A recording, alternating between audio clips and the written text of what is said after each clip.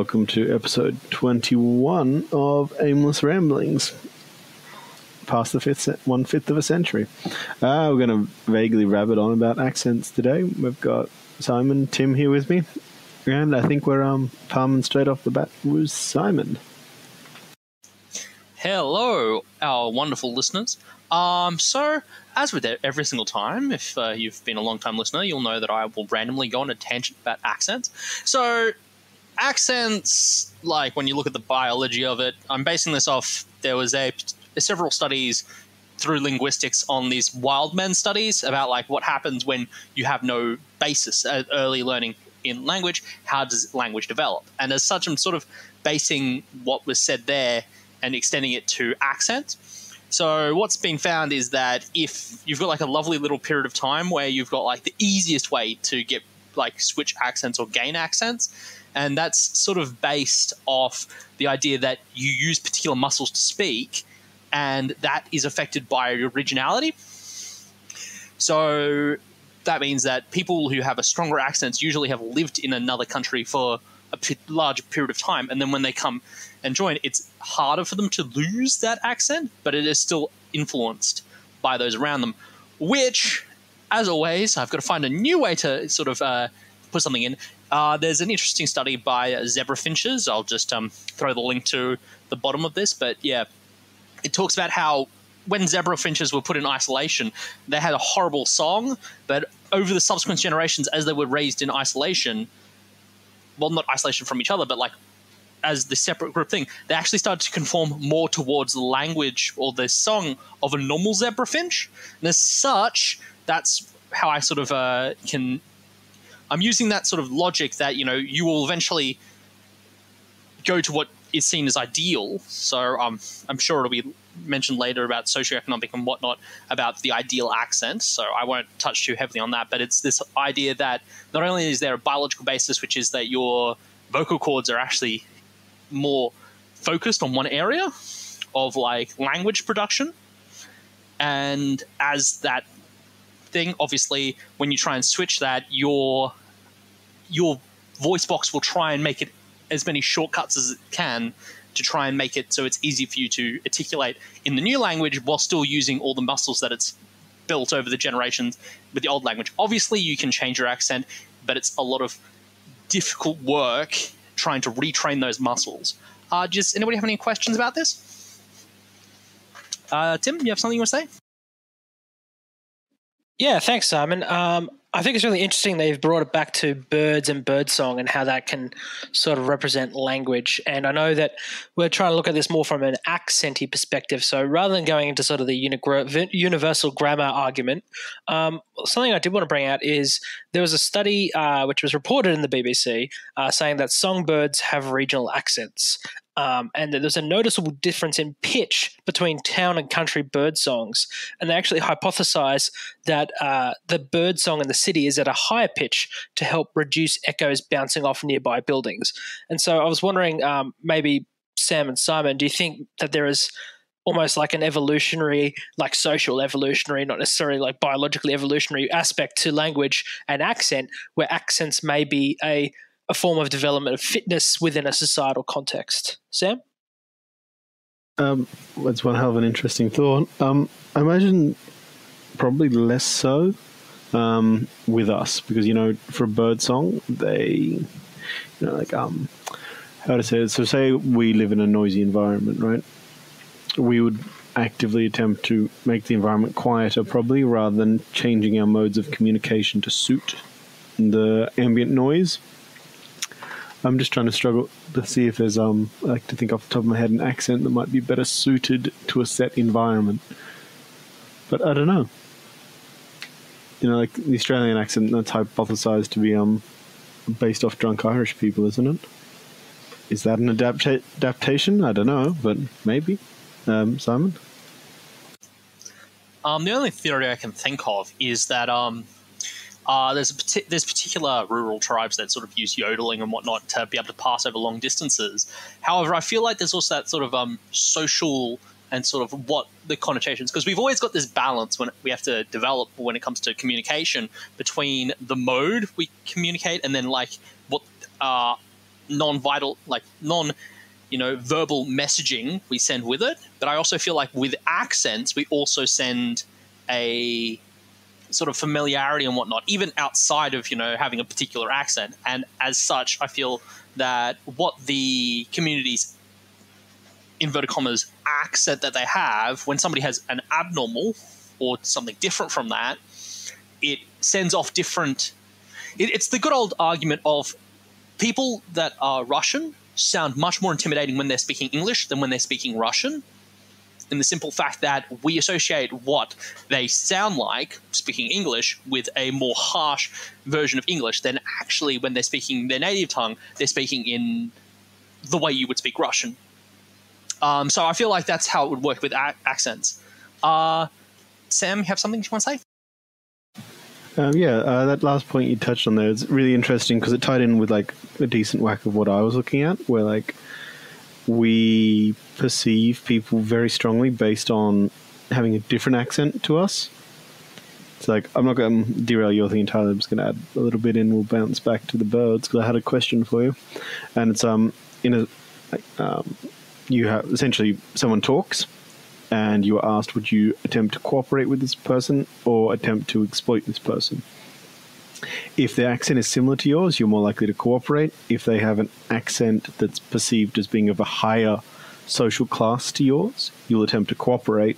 However, if it's, like your yokel farmer accent, Cletus, you're far more likely to attempt to exploit the person in this financial situation. So we seem to tier intelligence up with accent, which could be part of why, the Russian accent sounds intimidating, because we've associated the sound of like rough English with foreigners, and obviously foreigners are bad.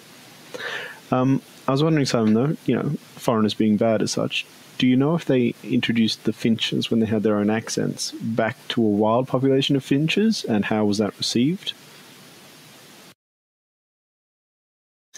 They noticed that, I think it, unfortunately, without being having access to things. So what they did was they managed to, I can give you the exact thing, but pretty much what happened was once they introduced them back in, they realized that over those several generations, they had developed parallel. And when brought back together, it was almost like they never skipped a beat, which then adds this interesting question, which is that, like, through language, technically, if you remove somebody entirely from language, would they develop language that we could understand and talk with? So that's where the issue lies when it comes to language. It's nicknamed the forbidden experiment, and as such, we don't know the answer. But with accents, it's like, would that mean that if you, hypothetically, in a perfect sterile thing, if you learnt a language non-verbally, so you only learn it from a written thing, and then how it's pronounced it with like all the little sounds, and then there's like, how many levels can you go before it's like, oh wow, you're actually influencing how they sound? It brings me up, there's a particular article that was brought up. Tim, I noticed you're there. I'll get to you in like a half second, but they were talking about how Peppa Pig has made American youths start having British accents. Anyway, Tim, you had something to say? Thanks, Sims. So I suppose you've kind of touched a little bit on when you're talking about with the zebra finches coming back in and how their ability to integrate with the finches and sort of that emergent language similarities sort of plays into that argument by Noam Chomsky with regards to universal grammar and the idea that all languages sort of are inherently formed and shaped by a sort of a priori set of structures that exist within our brains. And in some ways, the zebrafinch study is a pretty good example of how that is an explanation for why the languages are similar enough, at least that they can reintegrate with the other zebrafinches. Interestingly enough, I suppose I was going to say there's been an example, which is I think it was the formation of Nicaraguan sign language, where basically you had a bunch of children who were deaf and no formal sign language which existed, and they had sort of developed a signing system maybe with a pretty rudimentary one that existed with their family and friends.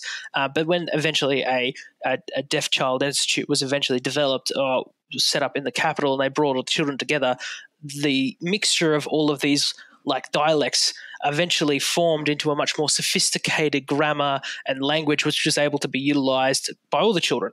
And in some ways, like, that's one of the theories behind language creation. You could probably, what has been extrapolated from that particular example is that is possibly how our spoken oral language has also developed. Interestingly enough, with your forbidden experiment that you mentioned, I will state that I think it was the third Mughal emperor, Akbar the Great, did attempt the forbidden experiment. He got a bunch of children and he took them away from their parents as babes, threw them into a stone house without human contact. People were allowed to go in there and feed them, but they weren't allowed. They had to wear masks. They weren't allowed to interact with them. And basically, obviously, these children came out. They weren't able to speak. And as such, he's like, language is clearly a taught phenomena and not something that develops naturally. Yeah, as I can see, my time is running out very swiftly, and I'll have to hand over to Sam to sort of do the lovely glue to stick what I've just been rambling on about together. But yeah, the issue that always comes with the forbidden experiment is it's so hard to not interact with the experiment because you always want an outcome. So that's what's always occurred is that, like, because there was a bunch of ones done in Nazi Germany. Everybody loves to pull out the Nazi German scientists, but they did attempt to do that with robotics versus thing, and it's usually used as a carrying thing. They attempted to do the forbidden experiment, but the issue is that they still had to interact at some level with these children, and as such, that influenced them. Same reason why they have every example. There's like been ones that, like, I think there was one woman that was raised by dogs, but the issue was that she was from a family prior to that, so she might have developed language from the less than optimal situation she was in prior. But anyway, I'm going to hand over to Sam, who's going to bring us on to the second part of this lovely discussion. All right. Vaguely and in broad strokes, I'm just going to talk about accents and economic opportunities. So I touched on it briefly before where, if someone sounds as though they've got a poor accent, or, an accent we would associate with poor people, we're far more likely to attempt to exploit them in a financial situation. But so, for instance, being Australian, there's quite a broad Australian accent. You can think of English where there's that crisp, cut, clear upper class accent. But now, I'm not going to attempt to do the accents because I can't, but think of like a Cockney accent, right? How many lawyers, successful performing lawyers, do you imagine have a Cockney accent? And the answer simply is incredibly few, because most of this came from the UK, far more class stratified society than in Australia, at least. And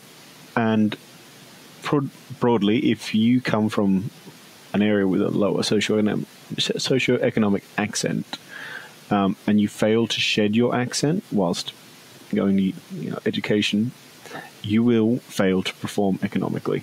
So you're far more likely to, I don't remember the actual numbers, but you're far more likely to remain. However, you're also far more likely to perform poorly in your studies. Which I'll throw this question out to the crowd as such, which is, do you think it's the accent holding you back, or do you think education removes the accent? Because, someone was talking to the Finches.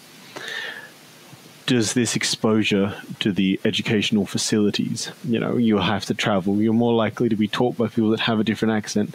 Will you shed your accent whilst being educated, or does your accent hold you back from achieving education? Simon? I definitely feel like it's a status symbol, and as such, that's the reason why. And also, when somebody goes into law and they're being taught by people who have a particular accent, and you're learning new and unique words, as such, you start taking on a bit more of the way that they say it, and as such, you take on that accent. Even with, it's been seen within even a few months, people's accents will rotate if you change the group that's around you, and as such, when you move to university and do a particular thing, your accent will adjust to what's happening around you. So, for example, if you move from a lower socioeconomic area where you're constantly hearing a particular accent, and you don't, I'll bring up a study later on where, well, it's not even a study; it's a survey about crime and being held up, but I definitely feel like, as you were saying, it's sort of you translate your accent because it's easier to get your information across. Tim, you have a something to say? Yeah, cheers, Simon. So, Sam, I would be interested to know, and I'm not 100% sure, but I think, like many things, obviously, with humans, like in terms of plasticity and in terms of their ability to reshape and remold their social identity and their behavioral practices, it's more difficult and less difficult for certain individuals to change their accent depending on a whole bunch of factors, including environment, when they acquired it, how long they've acquired it for, etc. And I think there's a pretty easy answer with regards to the poorer socioeconomic outcomes when you talk about stereotyping and the biases and heuristics that we establish that mean that we sort of apply lesser socioeconomic worth on certain individuals. For instance, I know of at least one person I've worked with who formerly British has moved to Australia, but when she was in the British Army, she went from being an other ranks, so a soldier, to becoming an officer. And in doing so, she was actually made to undertake diction lessons to change the way she spoke because she came from a lower socioeconomic level and was expected to speak as an officer would in the British Army.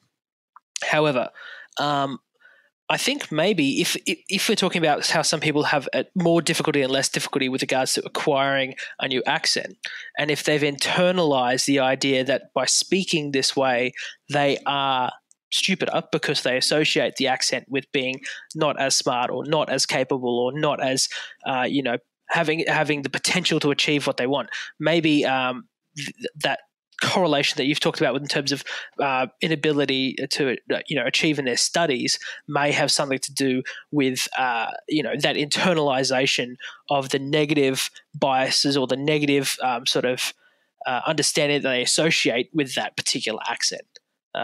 Do you think that's potentially a possibility, Sam? I'd say definitely it's a possibility. It's always good to see, in these conversations where people can come with the same set of data to the different points of view. I was wondering whether or not they're graded harsher. So, your teachers will assume that a person with a dumb accent ultimately will probably be dumber. But yeah, it could be as well. They expect themselves to do poorer. But I don't know. I guess if you asked a Cockney, does your accent make you sound dumb? They may not, I was having a look. So, Matthias Cormann, right? A soon-to-be departed Australian politician. Hell of an accent, though, right? You've all, I'm sure, heard him talk. And I was just wondering, would he have done so well if he didn't have an accent that we... to a degree associate with intelligence. German accent works so I think he's actually from Belgium, but I think he grew up German speaking because it's a very German accent.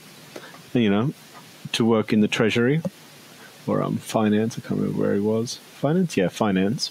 With a German accent, we associate the Germans with prudent economic policy.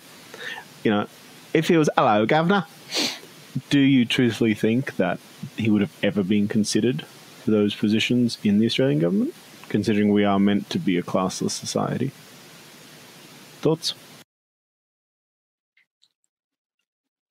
Yeah, so I would definitely agree that particularly when it comes to forward-facing roles where there's interaction with the public and when he may very well have been a backbencher without a huge amount of face time as a member of the coalition, but I definitely think it would have been difficult for him to succeed in terms of if he had a really thick Cockney or even I don't necessarily see someone with an accent like Bob Catter who inner city Australians of a particular persuasion would feel comfortable with in a position of political economic power. And maybe that has more to do with maybe class affiliation as well and from a political standpoint. I don't want to get too much into that because I'll cover it.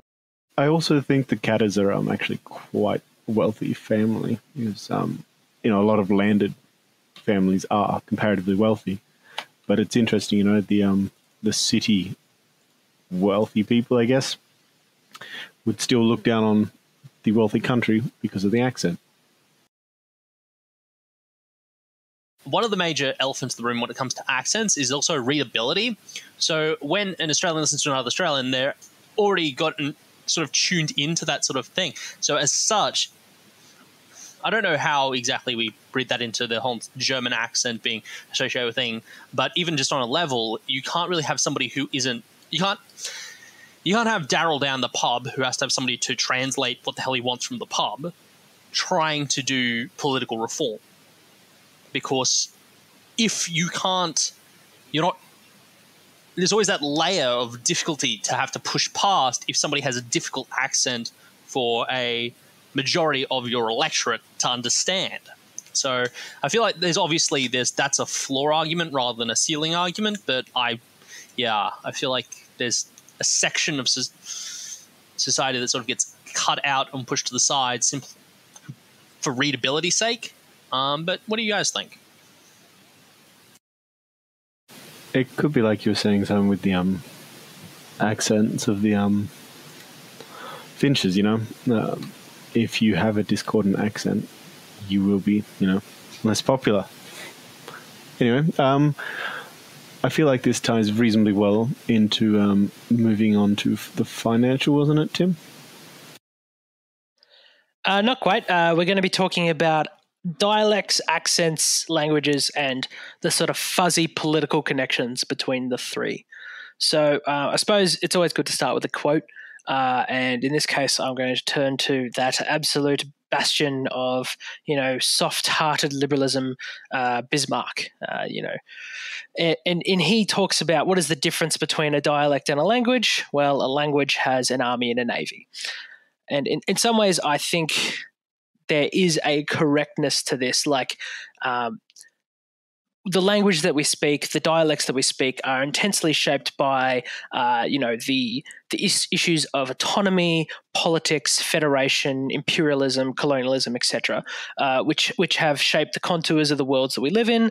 And for instance, when you're talking about like whether or not a dialect will survive and thrive or it will die off, a lot of the time it's linked to what political power does this dialect have? Is the dialect or in some cases, different language recognized as an official state dialect or official language, which is taught in schools, or is it something that, exists but over time dies out because common usage goes with a public education system? Because, if you look at a sort of Westphalian state model of what dialects look like in somewhere like Europe, for instance, you get like this fine salami slice of like dialectical and linguistic differences. So that although if you go from Berlin and compare them to, speakers in Paris, it's clear that they're speaking, medieval German and medieval French.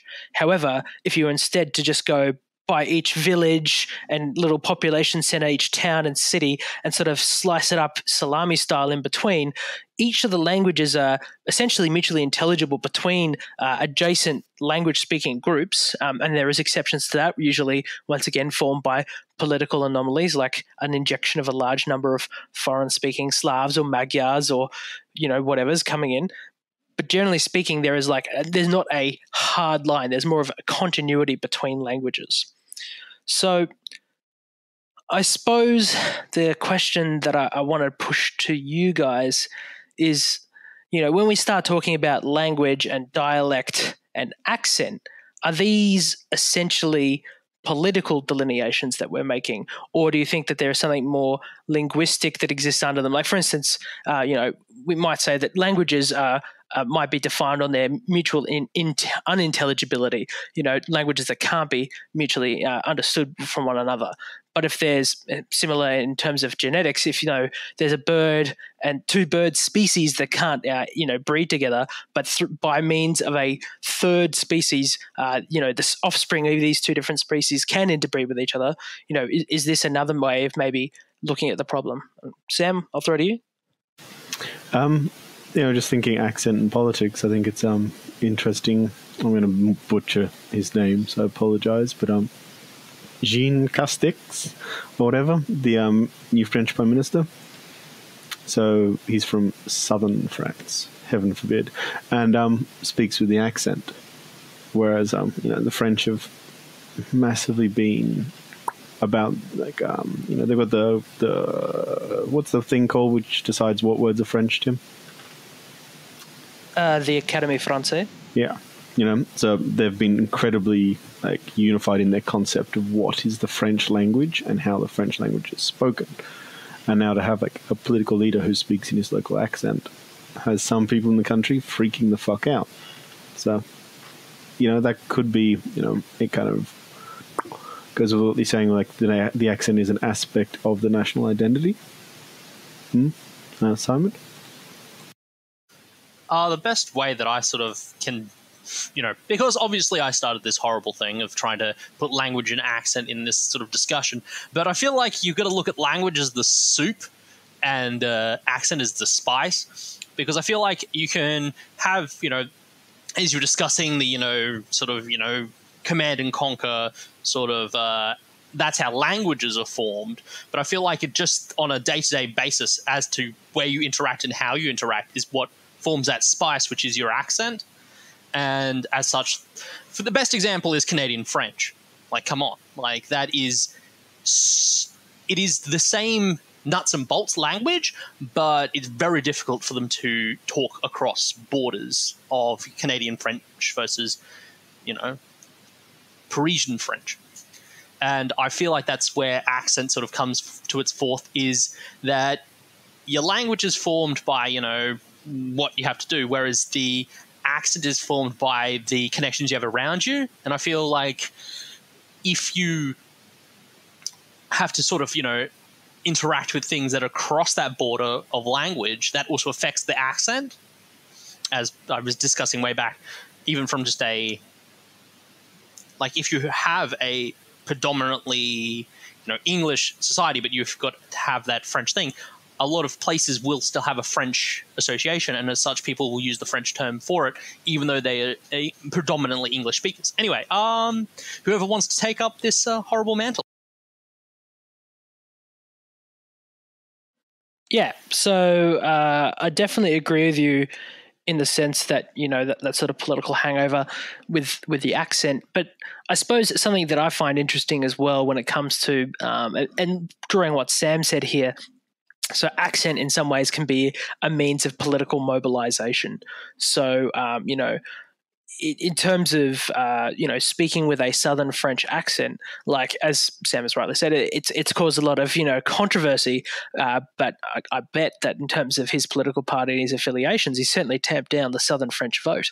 And when you're talking about in Spain, like whether or not they're using Castilian style Spanish, or whether they're speaking as though they come from Barcelona, it's a very much it is on the basis of these different accents that we affect in a political context or in a debate context, that we show our affiliations to a certain identity group, which is associated with that particular accent. And I suppose one last thing I'd say before I throw it to Sam is that I think that once again, the boundaries of an accent and a dialect and a language are really shaped by the outsider as well as much as by the insider. So, for instance, when you're talking about Low Scots, people that actually speak Low Scots, once again, I don't have the actual figures, but I do remember reading with regards to the general numbers, significantly less likely to see Low Scots as a dialect or something that is different from English. They're just like, it's just an accent. Whereas those who are not Low Scots speakers, but who interact with Low Scots speakers, are much more likely to see it as a dialect rather than an accent. And it would be interesting to see whether or not those Low Scots speakers who do see it as a dialect as opposed to an accent, for instance, the ones that are very funny and famous on Scottish Twitter, whether or not there is a similar sympathy with a Scottish nationalism and a Scottish autonomy perspective as opposed to the more unitarian union position. Sam? Super interesting point there, Tim. Yeah, like whether or not the garden variety speaker, thinks it's an accent until they become politicized, and then it becomes a aspect of identity instead of just the way they are.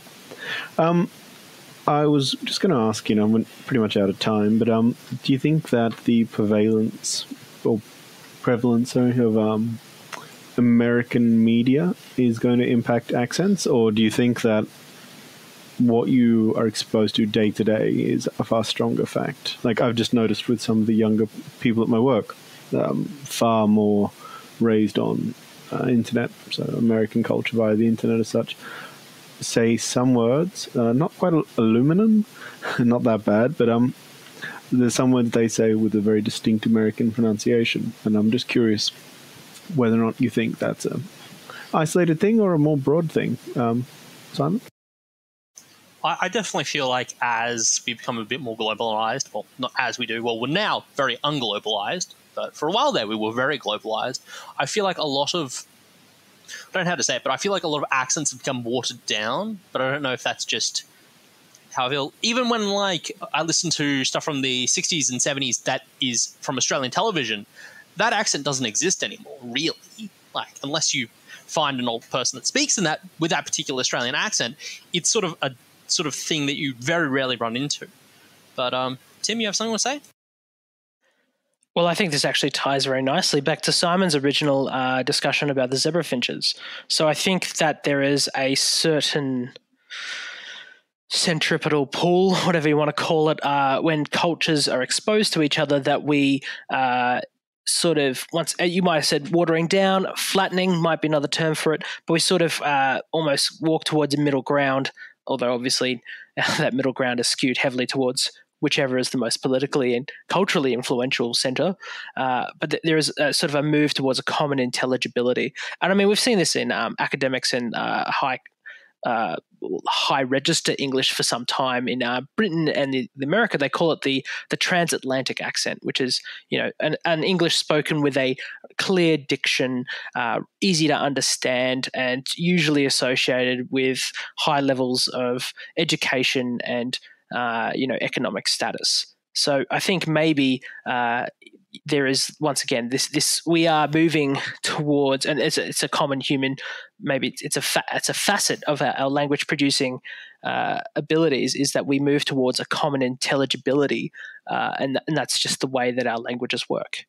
Well, thank you very much for joining me again, gentlemen. It's been another interesting topic, and to our listeners, I hope you enjoyed, and you'll tune in next time. This great warrior has left to his mighty Lord.